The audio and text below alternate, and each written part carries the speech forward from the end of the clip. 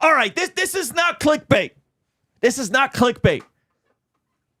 They're trying to take us out, and I'm not exaggerating. And I don't even know who they is at this point. Okay, but this is not clickbait. I am not exaggerating. This is not one of those like, oh, I'm a successful creator crying about frivolous things. No, this is like, I think this might be a spiritual attack. I'm not the spooky dookie guy. All right, I'm not that guy. We just had some great time with some spiritual men in the faith who would, laid hands and prayed for me. Shout out Dr. Michael Brown, okay, in person. So I'm not that guy, but I am a guy that sees patterns and goes, man, we just came back off the summer slump. We're getting things cleaned up with our supply chain for the prayer journals. Patreon is on a 7-day free trial, which, by the way, we're going to need all you guys to sign up for Patreon and maybe more if this pans out to how I think it panned out. Low-key. And I got up this morning to a spooky dookie serious email that said, we have 2 active copyright strikes. All right. Oh, my goodness. Okay, if you don't know, there's content ID claims, which are like, it's a claim. It's not the end of the world. People might want monetization. They might want to split revenue. They might want, they might just not like your video and want the video taken down. So they can claim it, but when they're actively copyright striking it, it's a different level. They're trying to send a message and get your channel taken down. Okay, so there's 2 out of 3. You get 3 copyright strikes and you're donezo. Your channel is deleted. Okay, so everyone I'm talking to is like, man, 2 copyright strikes is crazy. In one go. So I go here and it says, a copyright owner asked us to take down your video because they believe it contains material that violates their copyright. As a result, your video was removed from YouTube. Your channel received a strike. If you get 3 strikes, your account, along with any associates, will be subject to termination. Okay, so there's something you guys could do at the end of this, and we're going to chop this stream down, and maybe you guys could help. So here are my options. What can you do? You can do nothing. Strikes expire after 90 days, so as long as you complete copyright school. We're going to do copyright school, okay? But I've already escalated it beyond that. You could you could request a retraction, which I did. I asked for a retraction because this is not right, and I'll explain to you guys why, okay? And then you could submit counter notification, which I also did, a counter notification, and I'll explain what that is. So when you go down here, you find something very telling, okay? This is very bizarre. And I heard that people do this sort of stuff as a way to scam people. I went down a rabbit hole where people would say, hey, we claim these things on you, and if you don't send us this amount of money, we'll take you out. We'll take out your channel. This is a whole racket on YouTube, people that don't own the copyright. I don't know if you can claim copyright against someone who you don't own their copyright. So it's a scam that you can do without having to steal someone's password, yes, log into their yes, accounts, and hijack everything. Wow, that's crazy, actually.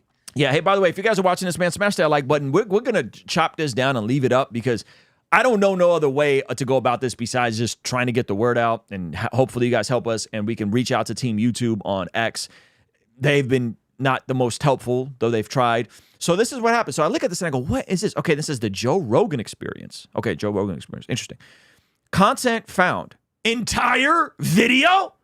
Now, there's a group called Superbam. They represent Joe Rogan stuff. And they'll go from time to time and claim specific parts of videos. Yeah. They'll sometimes claim monetization. They'll sometimes not want you to monetize it. Sometimes they'll want to share it with you. Never have they ever claimed an entire video. Mm-hmm. Never have they ever full-on copyright struck me, which to me, and by the way, those viewers like move to Rumble. We've been on Rumble. What are you talking about? Yeah, We've had an automated channel on Rumble for years. Okay, stop it.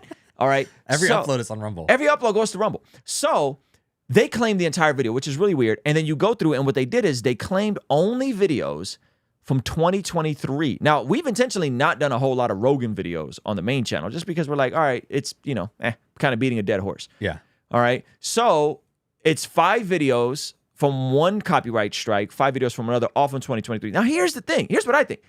I don't think Joe Rogan has anything to do with this. No. I think Joe Rogan knows nothing about this. I think these are bad actors who are acting on behalf of him to spook creators and potentially try to extort them. They said you could check your DMs, your email, they'll reach out to you. So I've emailed whoever this person is, and as far as I know, this is one of two extremes. Either this is Joe Rogan legitimately up in the middle of the night and taking down my videos at midnight. Like it's either him and he doesn't understand fair use, or this is a scam. I think it's a scam. I don't think this is Joe Rogan. Definitely think it's a scam. What is fair use? So those of you guys that are like, Ruslan, why do you talk over the reaction video? Why don't you let them play their thing? Just play the video, bro. Just play the video, bro. This is why we don't just play the video. We have to transform it. We have to add commentary. We have to interrupt. We have to make sure that we're on the screen with them. We cannot just rock a video, because then essentially we're just like a clips channel, and then you really open yourself up for something like that, right? So when we take videos, we have to transform them, add commentary, education, which we've done on all of these.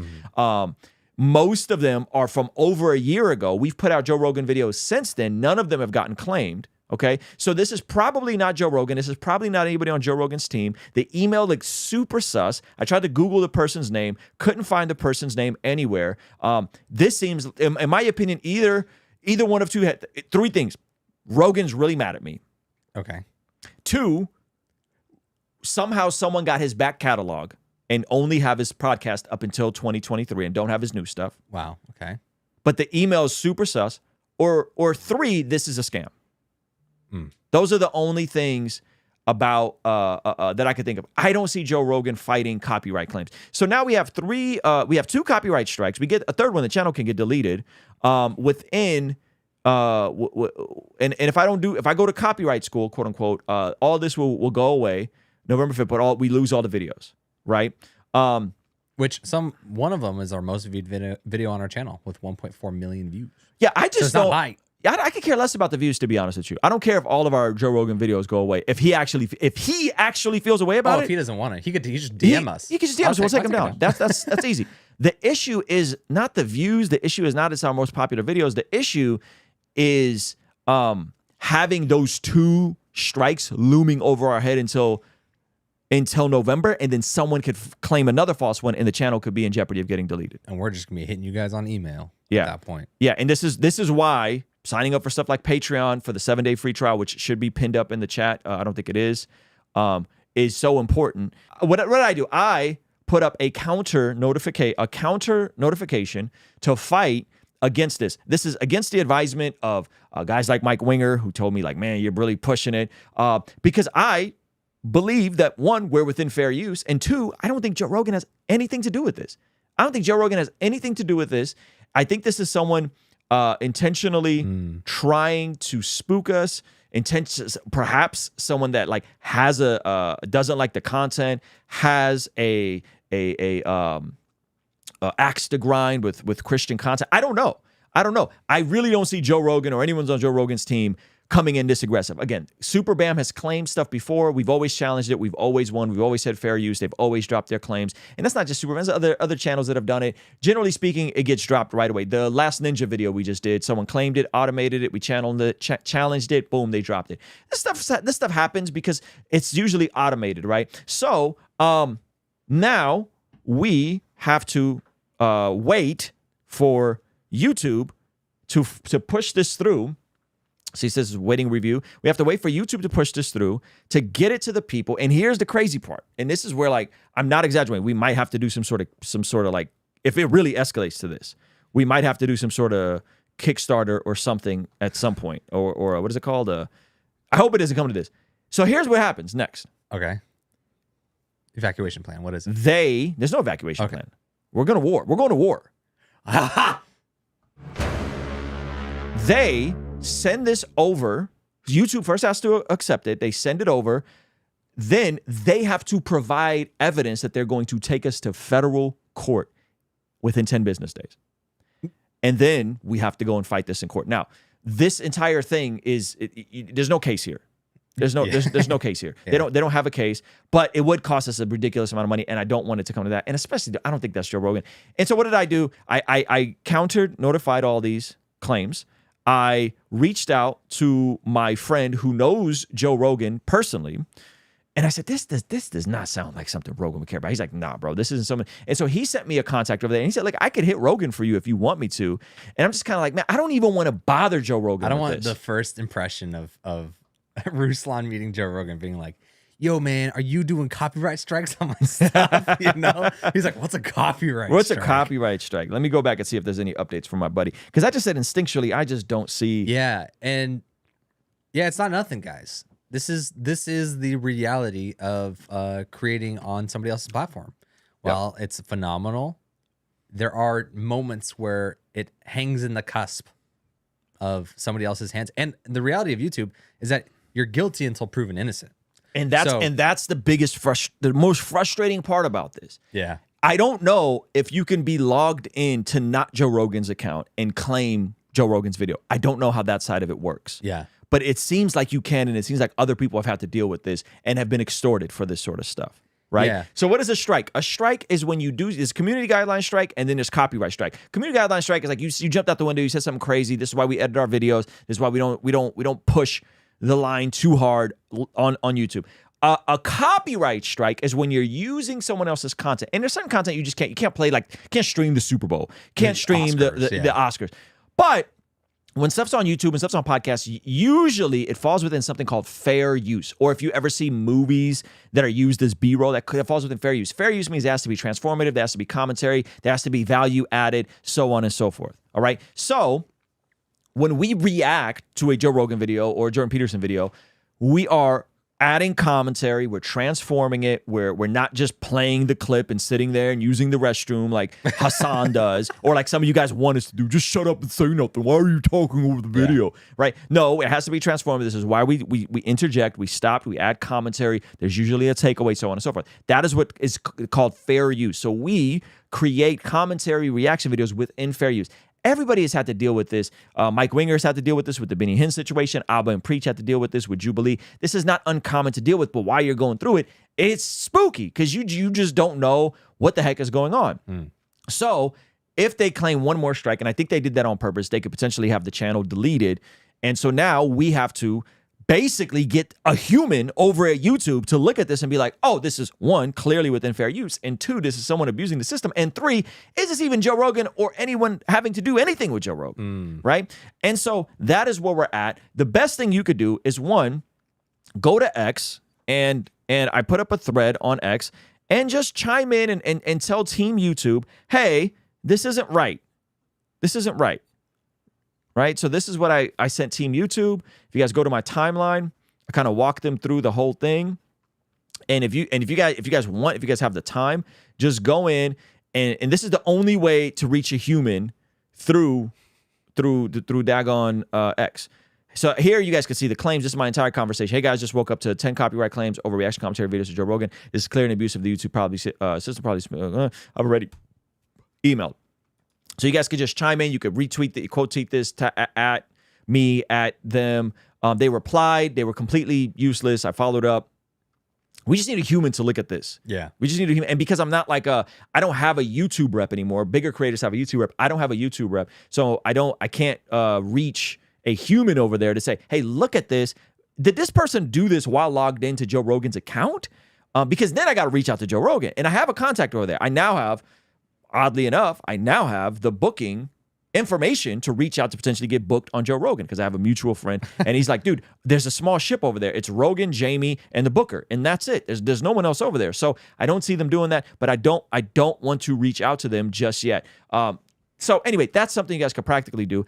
I would also ask you guys to pray for us because this is kind of spooky, right? We got to wait on freaking pins and needles for YouTube to pass along the claim. Then we got to wait for 10 days to see if we're going to get sued in federal court, dog. Nobody wants to get sued in federal court. No one wants to go to war with Joe Rogan of all people, okay? I really don't think it's going to come to that.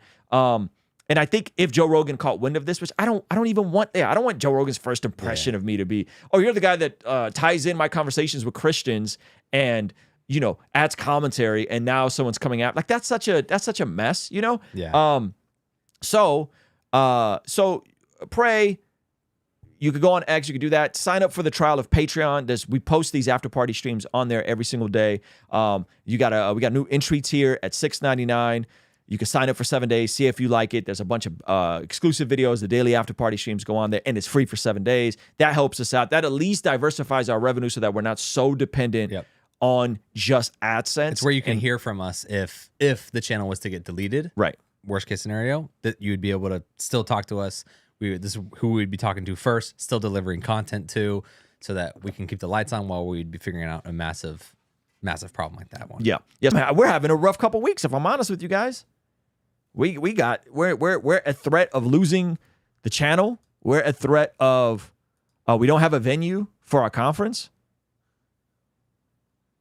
Right? Like, all of that is there's an adversity. It's almost spiritual. It feels spiritual. It feels like there's an attack. Like, it feels like we're on the cusp of something with this book coming out and all the different things that we got in motion. And then it's like, boom, right? But I believe that all things work for good for those who love God and are called according to his purpose. I believe that. I believe that in the discomfort, which is in the grand scheme of things, like, it's a first world problem. Even, God forbid, I were to lose my YouTube channel. That's still a first world problem, right? That's still a first world problem. But I still believe that, so I'm still gonna rejoice. So I'm walking around. I'm singing a Forrest Frank song. I didn't even do it consciously. I'm walking around. God is good all the time. If he ain't, then you lying. Like, that's. Hopefully you don't hit me with no copyright strike for that. Forrest, don't hit me with no copyright strike for that. You know, you get what I'm saying? And so, like, if we really believe these things, that then even in the pits, even in the darkness, even in the despair, we persevere. Right? In the rain, in the sunshine, in the snow. Right? And so I feel like sometimes God allows us to go through these things to refine us, right? How is gold refined? By going through the fire. Remember that old song, Refiner's Fire? I can't sing, by the way. My heart's one desire. Y'all remember that one? That's an oldie. That's like, check how long you've been saved. That type of conversation. But yeah, man, so if we believe these things, then we shouldn't be in despair when life throws us a curveball, when things go unexpected. Want to support, links pinned up, sign up for a free trial of Patreon. If you want to help me get the attention of some humans on X, go to X and just tell Team YouTube to look at this. That helps. And then I'm going to chop this stream down. Hopefully we can get that up on YouTube to get some more attention over there. And we'll see you guys hopefully, God willing, we'll see you guys on Monday. All right? Love you guys. Peace. This journal has been super helpful. Recently, a friend of mine got me this Bless God prayer journal. Lately, I've been really wanting to bring more structure to my devotional life. In the past, what I would do is just kind of like jot down my thoughts and prayers in this shabby notebook. When you open it up and look at the pages, it has praise reports at the top, prayers for other people, my personal prayers for today, a memory verse, I will get this done for today. And then on the other page, it has my time in the Word showed me, and then just another spot for notes. I've really enjoyed using it and feel like I've seen better consistency. I've enjoyed it so much that I thought I'd make a great gift for my wife, and so I got her this one in tan. And now it's just nice to talk about what we've journaled, what our devotional time is like. And so if you're interested in where you can get a copy, just check out the link in the description. Ruslan